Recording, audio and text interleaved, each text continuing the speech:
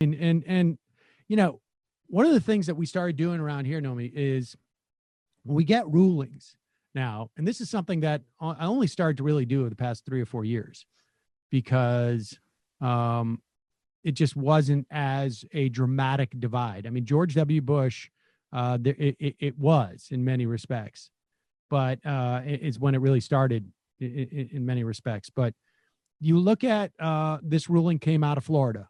People know the Florida story where the voters of Florida voted by referendum to add an amendment to the Constitution, I believe, the Florida Constitution, that said convicted felons who have served their time and are now out of prison, they have their voting rights restored. Right. They've served, they have done what society has demanded of them, Right. in terms of serving their time.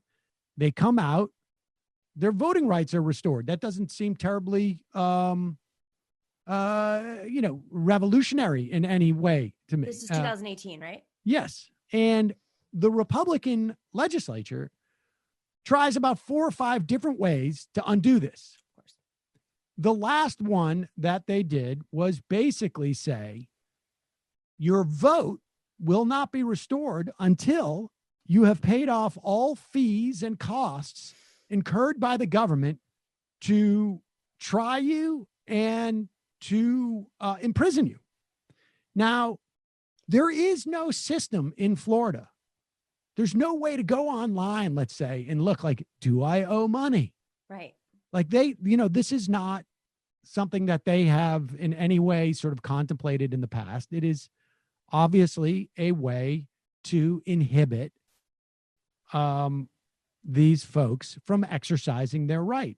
And a federal judge, Robert Hinkle, of the district court in Tallahassee, and we'll go to an appeals court, I bet, after this, wrote that by conditioning felons' voting rights to fees that fund the routine operations of the criminal justice system, it effectively creates a tax by any other name. And I think it's the 24th Amendment of the Constitution.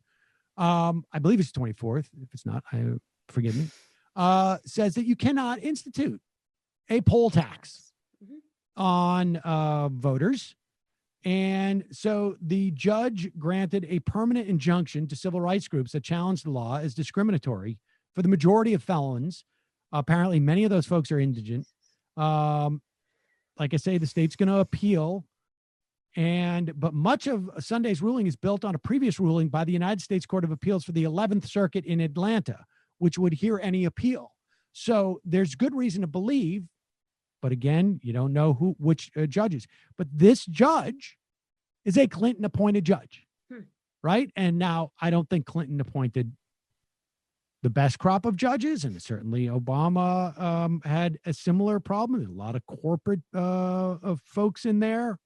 But when you start talking about like basic tenets of democracy, and I don't know how you would call this anything but a dirty trick. I mean, look, the judge, the judge said this, which I think is really accurate.